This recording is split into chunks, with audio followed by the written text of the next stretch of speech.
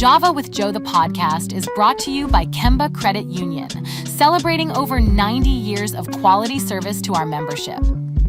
Sponsored in part by First Choice Coffee, the official coffee of Java with Joe, and Real Vision. Also by Bethesda Butler Tri-Health Hospital and Cincinnati State Workforce Development Center.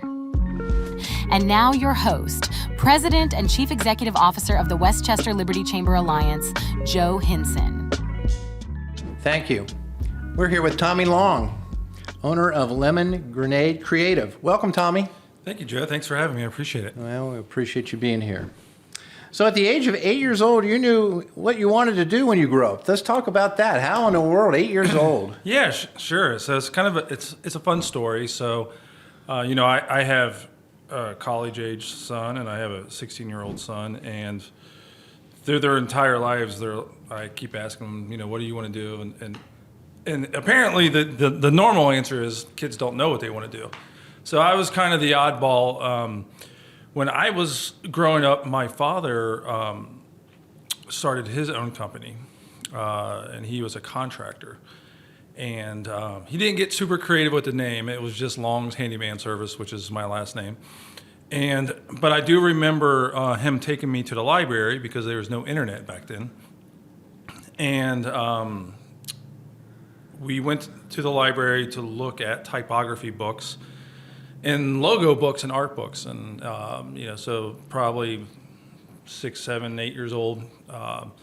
And we took them home, and I was just fascinated by letter forms and typography and this same character drawn different ways. And I watched my dad redraw the letter L for Longs. And he came up with this really great, simple, clean logo. And I was just fascinated by it. And I said, "Is that a job, Dad?" And he's like, "Yeah, he called it whatever, commercial artist or whatever." I'm like, "That is really cool." And just got fascinated with typography and letter forms, and pretty much went to school and talked to my counselor, said, "How do I go on this career path to be a graphic designer?" And that was like 8 or 9 years old. So Wow. It caused some trouble in high school where they're like, "You need to take a foreign language." I'm like, "Well, I'm going to art school. Art school doesn't require it." So, I had a few battles with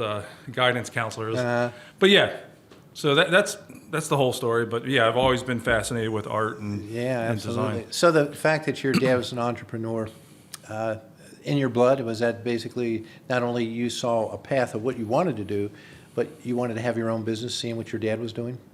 Yeah, absolutely. Just seeing, so my dad was in a similar situation that a lot of people are in. He was had to make a decision whether to transfer. He was, it was called Sutherland's. It was like the Home Depot. Oh, of the yeah, 70s. sure. Uh-huh.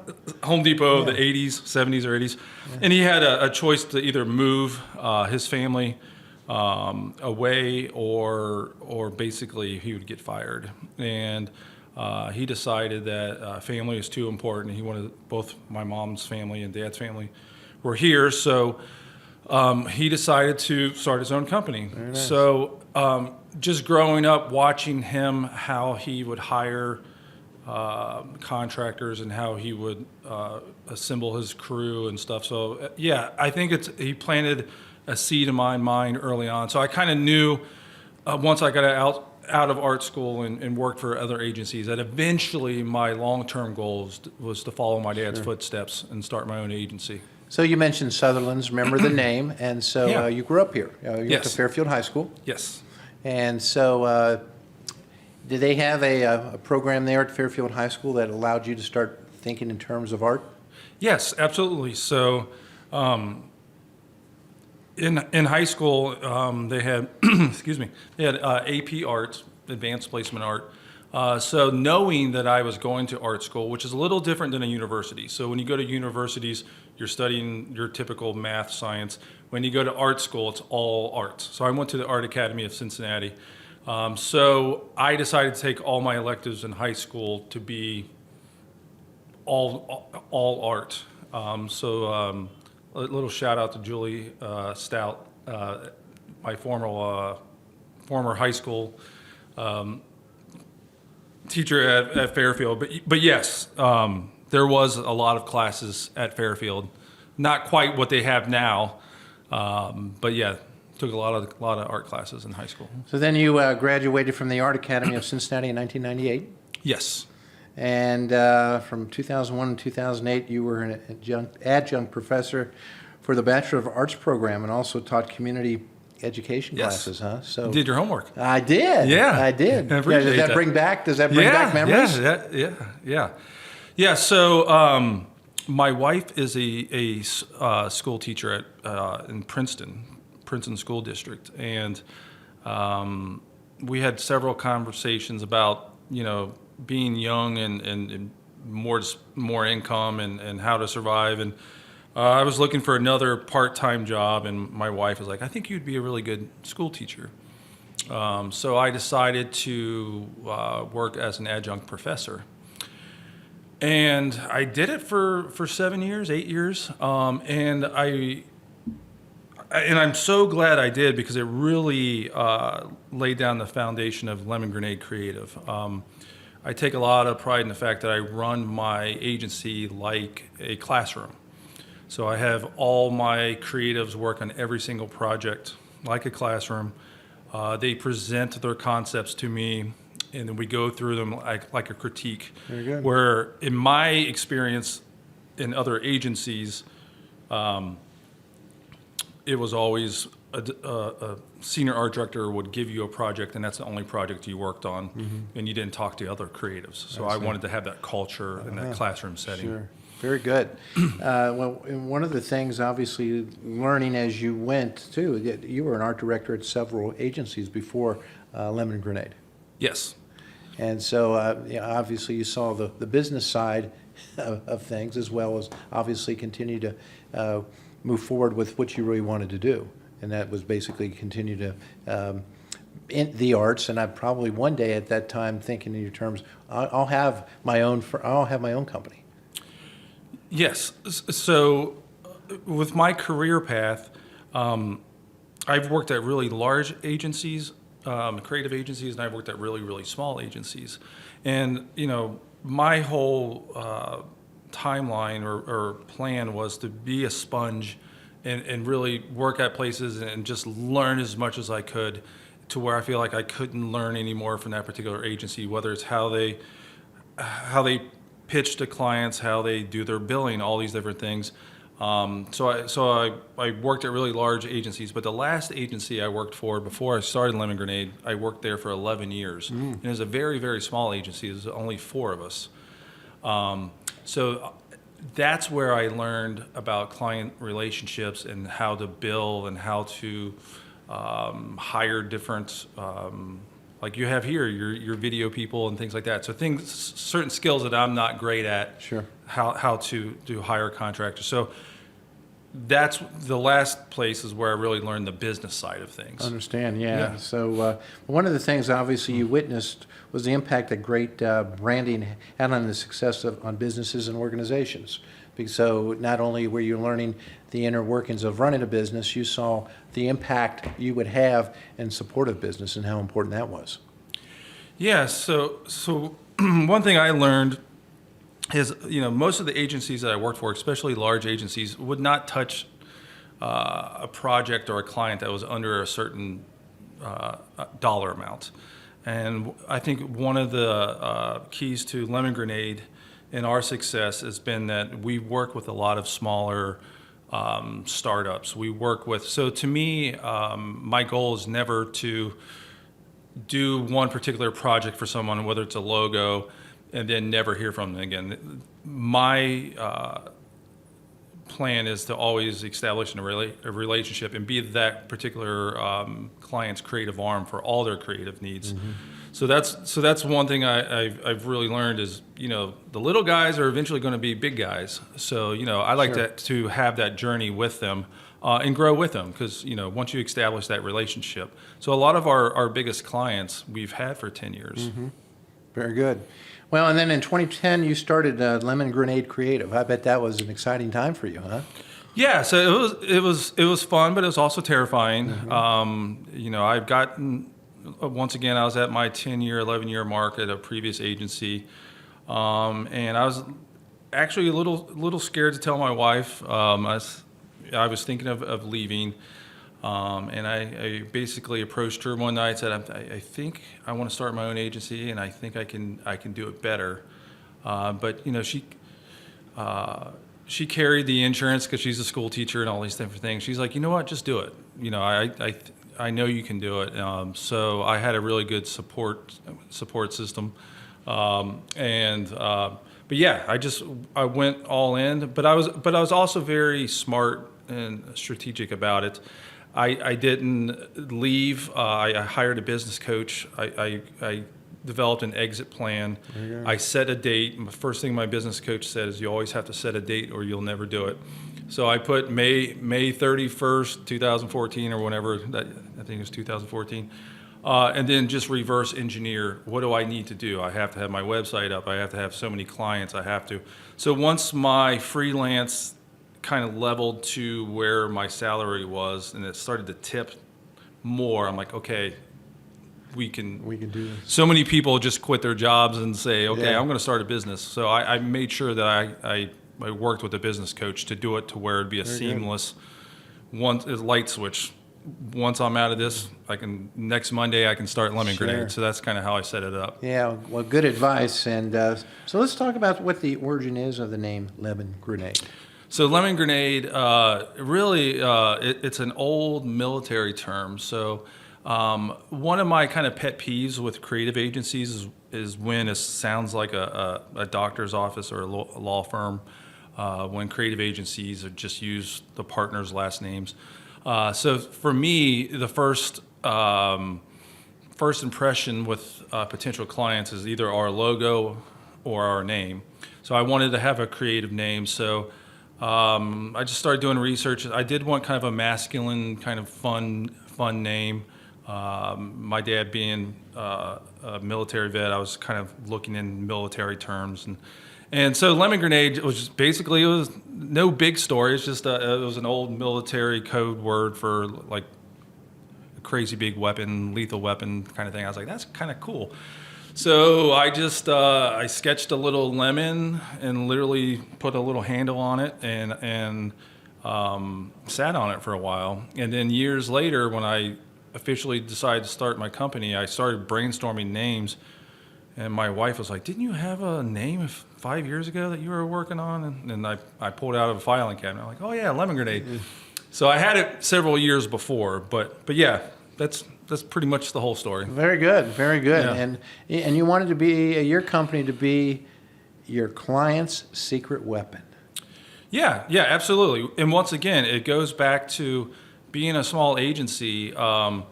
We wear lots of hats. I mean, literally today, one of our clients is created a pedal wagon that's going to be going through Butler County, and they needed a photo shoot. So I had all my creatives. Hey, wear summer clothes today, because you guys are going to be models today, not just graphic designers. You're going to be models today. So that's one thing that's very important to me. You know, it's that we're doing something. We never know what we're doing. And being our going back to your question, the client's secret weapon is you have to be able to adapt and to evolve for your clients and wear many different hats. And sometimes you're doing stuff that you're not super comfortable with. But that's really kind of the meaning of being the secret weapon. Is sure, we can do graphic design, but we can do content creation. We can be models for the day if you need us to be, that type of thing. Very good. And you mentioned, obviously, your team. You are a 9-person full-brain creative agency. So let's talk a little bit about that, because that's obviously unique, and you're obviously focusing on the full brain, the right and the left. Yes. So a lot of agencies, they call themselves a full-service agency. We use the term full-brain agency because it kind of boils down to what you learn in kindergarten. The left side of the brain is logic, it's thinking, it's math, it's science. And the right side of the brain is your creativity. It's art, it's music, it's all those different things. So many creatives are very good at being creative. They're very good at art, they're very good at drawing, but when it comes to the planning, the the strategy, all those different things, the logistics of doing a large marketing campaign, that is something that a lot of smaller agencies and freelancers struggle with. So that's why I call ourselves a full brain studio. Yeah, absolutely. So in turn, when you were sitting down, and if I was a client of yours, you would take me through this exercise. Yeah, absolutely. So there's two steps of our process. One is the discovery. So the discovery sounds exactly. It is exactly how it sounds. So what's difficult about our job is we have to become. If we're selling your product, we're selling your business, we're promoting your business, we have to become mini experts on your business. Okay. So with that discovery, is we need to know who are your competitors, who's your target audience. Sometimes, breweries come to us and said, "Hey, we need more people in our tap room," and that's literally their pain point. And that's so what we have to do as marketing experts is to take that and then dissect it into, okay, who are we targeting? What are the deliverables, the vehicles of how we're going to communicate this message, all these different things. Yeah. Yeah, and I know something you take a lot of pride in is that you work directly with your clients. There's no layers of salespeople that they have to work through. Yeah, so one of the biggest issues I've had with agency life in the past is just the wasted time. I would be in meetings and meetings and meetings, and it would be lots, they call it traffic, where you go through all the different jobs, and a client would contact an AE, an account executive, and then it would go to a traffic manager, and that would go to a creative director, and then it would go into the log for it might be 2 weeks before a graphic designer or creative is actually working on stuff. One thing that a lot of business coaches and people say is you can't have great work and also have it fast. That's also been a very big part of Lemon Grenade's successes. I'm a very impatient person. I like things moving. I don't like to sit on things. It's like, let's move. So yeah, we like to keep things moving. Yeah, absolutely. And your goal is to create a brand that connects a client's target audience at every touch point. Yeah. So once again, we're a branding and marketing agency. So when I was in art school and early in my career, branding was basically a logo. You design a logo from someone, that was it. Now branding is everything about your business. It's how you answer your phones. It's the accent color in your lobby. It's your brand voice. It's your core values. Everything about your core values. Every business decision you make should go back to your core. Does it work with your core values? So yeah. Did I answer that? Yes, because the thing is that surely that I'm sure a lot of people listening to this might just think about logo only. Yeah. You're talking about more breadth and depth. You're talking about let's peel back the onion. It's more than just that. And basically, it's literally everything about your logo. Or I'm sorry, it's literally everything about your brand. The logo obviously is the first impression. Mm-hmm. But now with the digital world of social media and websites Mm-hmm. and video and all these different things, there's lots of ways to have your brand out there. And some of the biggest problems we see is consistency. The website doesn't look like their business card, doesn't look like their swag, doesn't look like those different things. So that's one of the most rewarding parts is taking someone's mess and kind of structuring it and making it look fantastic, but also making it functional. Sure. And it's definitely form over function. Absolutely. Well, giving back to the communities we know is very important Mm-hmm. for you. During COVID, you provided free branding assistance to 37 businesses, right? Something that you surely don't talk about much. I saw that, very impressive. Talk a little bit about that, and during that period of uncertainty, and how you reached out to the business to help them at a time when they needed a lifeline. Sure. So COVID obviously was super terrifying for everyone. The first thing that happens a lot of times is people they shut down. We don't know if we're going to be in business. We don't know if we're going to survive this. And I was in the exact same boat. I've never experienced this in my entire career, my entire life. Nobody did. Yeah. Okay. So I had lots of things to worry about. One, obviously not having work coming in and income coming in, but I'm also, culture and my team is very, very important to me. Also providing for, 7 or 8 other families. So I didn't want them to worry about work as well. So there's a couple things we could have done. One is we could have just waited for business to pick back up. But to me, it was like, well, how can we help our clients? How can we help our community? Everyone's struggling. What is something that we could do that is not necessarily a huge out-of-pocket expense for us, but let's use our talent. Let's use our time. And so what we did is we developed the free lemonade program, which obviously is a pun on our name. So what we did is we just did a large campaign of any Butler County business that needed free social media graphics, free ads. Because the biggest problem is people weren't communicating that they're open. Restaurants weren't saying, hey, we're still doing curbside, or hey, you can find us on this app. They were just scared, so they weren't communicating. So we're just like, you know what, let's just, and the other thing was with my team, I wanted them to keep working. I wanted them to be creative. And this really gave them the opportunity to work on brands that probably just never reached out to us because they couldn't afford us, or they didn't know, or they just didn't know what design cost.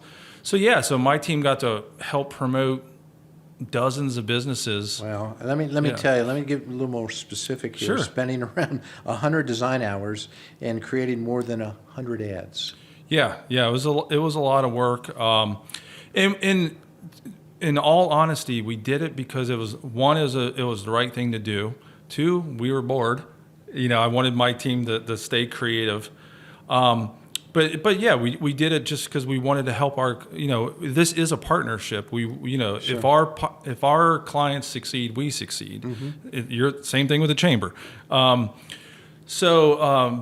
what was totally unexpected was some of the press picked up on it. So we did get some great articles written about us. So some good things came out of it.